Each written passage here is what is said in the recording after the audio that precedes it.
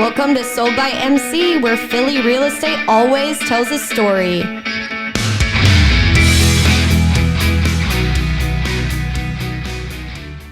Welcome back to Sold by MC. Today's guest is someone who truly understands that buying a home is not just a transaction, it's a team sport. I'm excited to welcome Mengistu Koilor, Associate VP of Lending at Guaranteed Rate. He works with our friend David that's been on the podcast, and a key team member of the Frankel team. With over 20 years in financial services, including corporate finance and fintech, Mengistu brings clarity, transparency, and strategy to the mortgage process. He actually grew up in West Philly, is a proud Morehouse College alum, spent a decade in New York, and made his way back to Philly with his family. And outside of lending, Mengistu is also a local business owner, co-owning Two Locals Brewery in University City with his brother, a true Philly passion project. Today we're talking about how lenders and agents work together, what buyers actually need to know right now, and how community, business, and real estate all intersect. Mengistu, welcome to Sold by MC. Thank you for having me. Good to see ya. I hope you had a good Super Bowl weekend. Amazing. Not the most entertaining one, but hey, go Birds. Yeah, it wasn't the best Super Bowl, but I had a lot of family and friends around, and we just had a good time laughing. Totally. Yeah. The Bad Bunny concert was amazing. Really good. He did amazing. Yeah. It is actually the most watched Super Bowl halftime show ever. It's the Bad Bunny. It's the Bad Bunny. Shout out to him. And that couple actually did get married. Oh, really? Yes. So cool. I guess they invited him to their wedding. And he was like, I can't go, but if you want to get married during the Super Bowl halftime show, you can. Yeah, they were like cutting the cake and everything during that. Incredible. It was crazy. Yeah. It was crazy. But I want to get into some lending conversation with you today, share a little bit of your expertise with our listeners. So let's hop right into it. You've been in financial services for over 20 years. What do buyers misunderstand most about the mortgage process today? I think based on what I've seen, it seems like a lot of people don't understand that they actually have options. Buying property and financing property is not a one size fits all. There's a lot of different products out there to fit an individual's needs. And a lot of times people are just like, oh, I don't have 20% down, or, they're worried. And, our job, you and I, you as the realtor, me as the lender, is to talk to them, understand what they're looking for. And basically, it's an interview process and figure out solutions for them. So people don't understand that they have options. Definitely. Yeah. Definitely. And what does a great lender actually do behind the scenes that the buyers don't always see? A lot. It's a lot that goes on. Like I said, again, buyers are not a one size fits all. So, initial conversation, you sort of try to understand what their profile is, right? Like we start with, income, debt, credit, and assets. And based off of that, we'll figure out, what they can afford and what type of product to get them in. So there's a lot of research and reading that happens in the background, that people don't like. Even a seasoned mortgage professional, there's so many different buyer profiles that even a seasoned mortgage professional is going to have to go through the guides and figure out, does this person, based on their situation, maybe their employment and, their income, how do we get them into a specific product so we could get them to the closing table? So there's a lot of work that goes into that. There's a lot of conversations. We try to make it as easy as possible for the buyer, so they don't see all of the churning that happens. Definitely. And, we work with obviously a lot of first-time home buyers, a lot of home buyers that have bought their second, third, fourth property, investor clients. But those first-time home buyers tend to be very nervous when it comes to the affordability piece of it. And before talking to a lender, I'm at the first showing with them and they're very terrified of that whole aspect. So I get excited to, refer them to you guys because the Frankel team, you take care of them, you guide them through all of their nerves. And like we hit that second showing after they've met with you guys and they're just so much more comfortable and confident. I think talking to the right lender when you have questions on that affordability and you are curious what you can afford or nervous to go over a certain amount gives you a lot of confidence in the beginning as a buyer.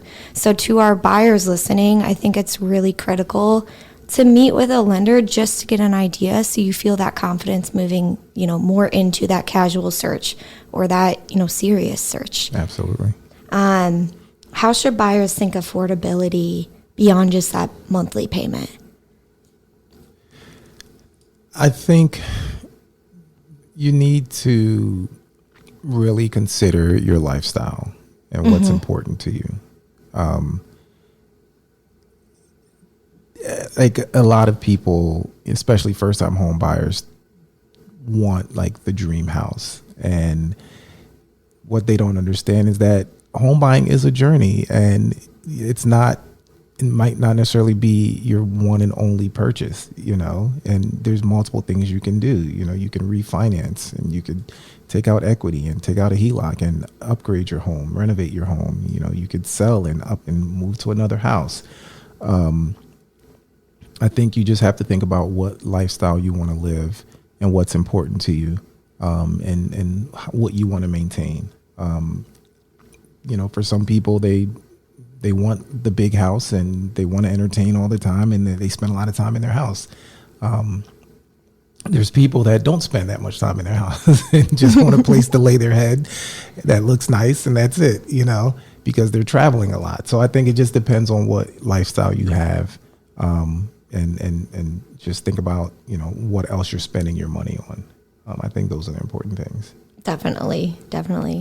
And from your perspective, what makes the realtor-lender relationship work best for the client? I've been taught by my mentor, David, that our buyers should think that we play on the same team, that we work for the same company, essentially. Like there shouldn't be any sort of difference between us. We should be on the same page at all times. That's why I'm calling you or texting you. What's going on with this client? Right. Just making sure that like nothing is falling through the cracks. And obviously you check in with me, but like the buyer should always feel like whatever I know, Mary Claire knows. Whatever Mary Claire knows, Mengistu knows, right? And I think that's the best way to operate. Like we're here to serve them. Yeah. So they should, obviously you're the realtor, I'm the lender, I'm dealing with the money, you're dealing with the houses. But we should be the fun side. Right. Money's fun. Yeah. Numbers are fun. But yeah, we should be lockstep. Definitely. That's the best way. Yep.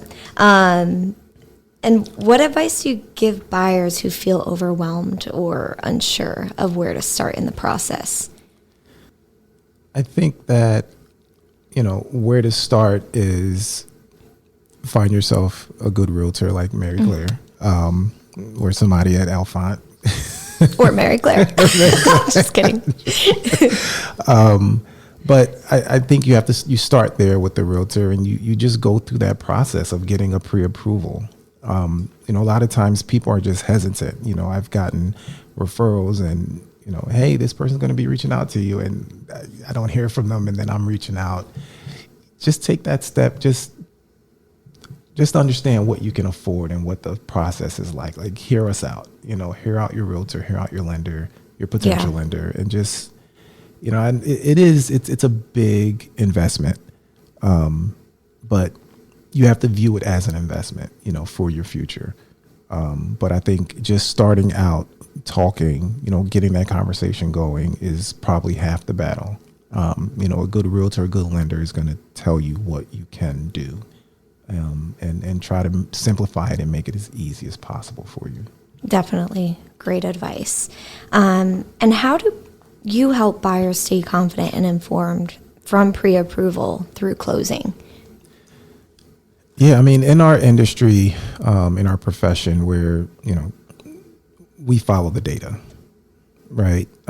We try to stay focused on the data, understand where things are heading or where they are, where they could be, understanding the rates. So, a lot of times, somebody will talk to a buyer and, go through the pre-approval process, and then they'll send us, we always say, hey, you're pre-approved for this range. Send us up to 3 homes at a low, medium, and high. We'll run some loan summaries for you so that you can see sort of where you could be. Based on that information, we're following the data, and we're always trying to say, hey, this is where rates are today. This is how things are looking. So just staying informed, from that perspective, and letting them know, like, this is, things change, right? Like, rates were down last week. Now they're slightly up, and then next week they might be slightly down. I know. But just keeping them informed from that perspective. I also, because I meet a lot of first time home buyers, people that sometimes need a little assistance. One thing with the grant programs, you have to go through like a home buying counseling. So I'm always staying abreast of like when those seminars are, and I'll email them to, a potential buyer, like, hey, this class is coming up. I know you're interested in the grant programs. You have to take this, so you might want to get started on it. So things like that, I try to be preemptive and send that information to them. Definitely. And my background is elementary school teaching. Yes. And like, I think a lot of lending and, being a realtor, it's a lot of teaching, coaching, patience. I mean, you're essentially guiding them through the process, holding their hand, because this is a lot of things that we do every single day that, a first-time home buyer or, someone who is investing for the first time, they're scared and they're nervous and they don't do this every day. So that's where the experts come in to help them feel more comfortable, allow for them to ask questions. I always tell my clients, I'm like, ask me questions. There's never a dumb question. That is what I'm here for. I'm here to help guide you and support you and make sure you understand every single step of the way. And that's what you guys do in lending too, Absolutely. From the money side of things. But it is really, really helpful to have a strong team backing you on your home buying journey, no matter where you are in your home buying journey. Absolutely. You mentioned a little bit about rates. So let's talk a little bit about the trend on where rates were before the new year, where they've gone now. I mean, this week we've seen them go up slightly. Can you talk a little bit about that for us? Yeah, I mean, we try not to focus on the rate too much. It's a hot topic and people want to know. We really try to focus on, are you happy with these numbers? Definitely. Like, is this where you feel comfortable? Like, forget about the rate, but like, look at, all of the various costs, your monthly principal and interest. That's what we try to focus on. But I mean, in terms of the rates, again, we try to follow the data. There's a lot going on in this country and in this world. There's geopolitical issues. Rates are slightly down. Like in the beginning of the year, like the end of last year, early January, the expectation was that there wouldn't be massive rate cuts at all. If there were going to be any rate cuts, they would be probably towards, the second half of the year. Now there's some changes, right? It seems like jobs are getting harder to find, more political instability. So rates, like I think I saw a headline a couple of days ago that rates are the lowest they've been in 3 weeks. But who knows? That could change next week. I mean, it's fun to watch. Well, I shouldn't say fun. I mean, but it's interesting to watch how the data and what occurs and just like the investor sentiment affects rates and where they go. But And you can never perfectly predict the rates. no, I mean, if we could predict rates and the economy, and like we wouldn't be working, like we'd be sitting on a beach somewhere. Yeah, totally. But I mean, I think like, the experts and the people who actually follow the data can give a good guess. And that's all we're all doing, right? We're estimating. Yeah. And every house is its own market, right? If it checks all of your boxes, if it's, a home that you're in love with that is going to go fast, don't sit on it, right? Don't depend on the rates to determine your decision if it feels like the right time to buy for you. Yeah, absolutely. Last question for you in regard to lending, and then we're going to hop into your Locals Brewing. What's one mistake you see buyers make that could be easily avoided with better communication? Just like overall, like where they are, like just their whole situation. And sometimes it's definitely our job to try to get that out of them. But just letting us know, exactly where they are in this process, I had a buyer that, it seemed like this person was ready to move forward, and I ran, I don't know how many different loan summaries, and person went silent. And that's part of the business. That's part of the process and the journey. But I presented so many different scenarios. But I think just proper communication around sort of where you are in that journey, and how ready you are to make that leap, is always helpful. Definitely. Yeah. Definitely. Okay, switching sides over to Two Locals Brewery. You co-own Two Locals in University City with your brother. How did that come about? And what's your brother's name? Richard. Okay, so you and Richard own that. How'd that all come about? Tell us a little bit about the story. We started off homebrewing. It was actually his idea. He and I obviously enjoy beer. We drink a decent amount of beer. Doesn't anyone? But it was actually his idea. One time he was just like, "Hey, I'm thinking about making beer," and I was like, "What? What are you talking about?" I could cook, I could make food, but like making alcohol, I just never crossed my mind. But he went out and bought a homebrew kit.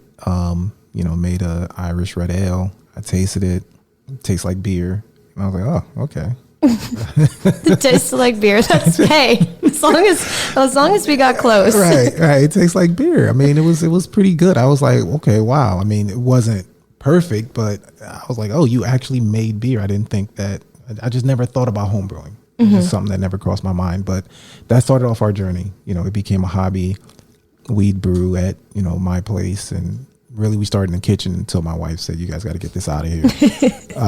Then we moved in the yard, and then we would go to his place or my place. And it was like a full day thing. And we shared our beer, a lot of beer, with our friends and family, and built our confidence. It got to a point where, some of our friends who had like events and stuff and nonprofits having events would be like, hey, can you bring your home brew? I'm looking for, some alcohol options. So we'd take our home brew and people would drink it, and it just built our confidence because we'd get a response like, yeah, this is pretty good. And then we just started spending a lot more time with breweries and learning the process and the system, and spending days actually in actual breweries. And my brother's the brewer. He's the science guy, and he's pretty much self-taught. Like, you can go spend a day with someone, but you're not gonna really learn until you've done it over and over and over. And he just spent hours and hours just. What's great about where we are in life, in society, is that you can teach yourself a lot of things by just going through YouTube and just researching a lot and then trying over and over and over again. So it was just a lot of trial and error and just spending time with people and talking to people. But we set out on that journey, and, here we are, basically. I can attest that their beer is really good. And you have all these different flavors. It's so good. Thank you. We had a great time. We had a Frankel team and realtors happy hour at their brewing, and it is incredible. And it gets busy there. We hit the end of that happy hour and the bar was like slammed. Yeah. No, their beer is incredible. And while you were starting this, that was while you were working in corporate finance still? Yeah. Wow. Yeah. It was a lot. Okay. It was a lot with 3 kids. Oh my gosh. 3 beautiful kids. Thank you. They're so cute. I met Mia. Yeah. She's a sweetie. That's the baby of the house. Oh. Yeah, she runs the house. And what's it like owning a local business while also working in lending? It's tough. It's really, really hard. I think, our business, like you and I are both essentially in sales. Like we're running our own business, our small business, as part of a, larger company. And, I'm also an entrepreneur, but like, there's certainly a lot of overlap, between like owning a local business and being a realtor or a lender. So, it's a lot of the same skill sets, a lot of relationship building community, trying to figure out what people are interested in. You have a product that you're looking to sell, but I think you really have to understand what people are looking to buy. And that should drive your approach to how you sell your product. There's certainly a lot of overlap there. Definitely. Hopping into our quick fire round. It was so fun hearing about Two Locals Brewing. Everybody go check it out. Great brewery out in University City. Your cheesesteak order, do you get with or without? No wit. Go-to spot? No wit. No wit. That's Just wild. give me some American cheese or Cooper Sharp. Okay. Angelo's. Ninth Street. Angelo's, so good. Yeah, that's my favorite they've too. taken the number one. Totally. Yeah, I love it. And if you were one Philly neighborhood based on your personality, think West Philly, think Rittenhouse, think Old City, Chestnut Hill, wherever. Which would you be and why? It's where I currently live. It's Queen Village. Okay. It's perfect. We spent a decade in New York. We lived in Brooklyn, and when we decided to come back, we wanted to find something that had a Brooklyn feel. And Brooklyn is it's a lot of residential. It's walkable.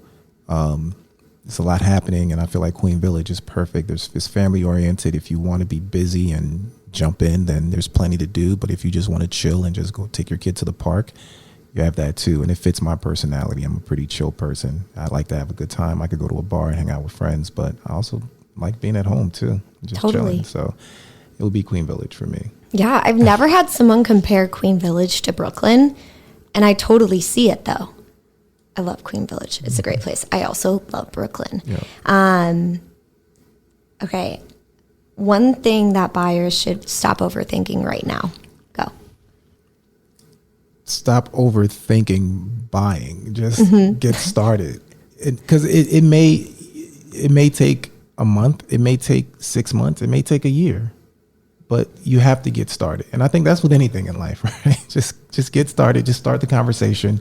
You never know what you could find and what you're eligible for. Yeah, and it could take time for the right home to hit the market. Exactly.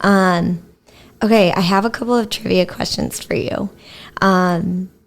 What year was University City officially named as a neighborhood?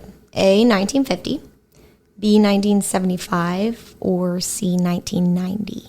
B, 1975. Nice. You just know that because you're a brewery? You said that so confidently. Which major university anchor helped drive University City's growth into a real estate hub? A, Temple, B, Penn, C, Drexel. Definitely Penn. Nice. Yeah. Okay. You know all of these. That's great. I mean, Penn is huge over there. What type of property makes up the majority of Philadelphia's housing stock? A, condos, B, detached single family, C, row homes. Philly's a row home town. Yeah. I feel like I'm giving you easy ones. What's the most common reason a mortgage gets delayed before closing? A, appraisal issues, B, missing documentation, or C, rate changes? Definitely missing documentation. Nice. That's why we try to focus on getting those documents up front. And last one, true or false, you can be pre-approved by more than one lender without hurting your credit if it's within a short window. True. Definitely. Yes. Yep. And to close this out, what would you say, Mengistu, to someone who wants to buy a home but doesn't believe it's possible for them yet?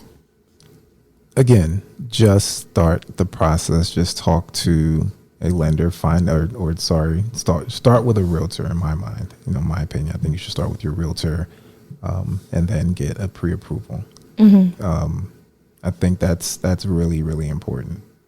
Somebody that can take you through the steps, understand what you're looking to do, and tell you what's out there. Definitely. And then once you talk to your lender, get that pre-approval so you know what you can afford. Yeah. Get that really understanding of your affordability, because if you're looking at $800,000 homes and you can only afford a $650,000 home, that is going to change a lot of the boxes that you need checked in your home search, right? So we never want to be looking at homes that are well below where you could be, or well above. So definitely getting that understanding, but not just that, but it helps the process just make a lot more sense, right? Going in those steps helps it be a lot less overwhelming, whether your timeline is, I've got to buy in 3 months or I have to buy in a year. You've, done the groundwork from that point to help you feel more comfortable in the process. And now you have that knowledge going into it when you're looking at homes to really feel like you're becoming the expert, and your realtor's there to guide you through the process, and your lender's there to guide you through the process too. Yep. Awesome. Anything else you'd like to share with our listeners before we close out? If you need a pre-approval, come talk to me. Mengistu Koilor at rate, mengistu.koilor@rate.com, and come visit Two Locals. Let's have a beer and talk about your financing needs. We're at 3675 Market Street, on 37th between Market and Filbert. Yep. Shameless plug. Totally a shameless plug. I love it. They have great TVs to go watch games. I mean, that's something my friends and I are always looking for, is a bar with great TVs, and they've got that at Two Locals, and great beer. Thank you, Mary Claire. Of course. Mengistu, it was such a pleasure having you on Sold by MC today. I'm excited for our listeners to get some takeaways. Definitely. Thank you. As always, thanks for tuning in to Sold by MC. Be sure to like, subscribe, and share with your friends. If you have any questions, guest ideas, or need help with your home search here in Philly, you can always reach me at maryclaire@ewrhomes.com. See you next time.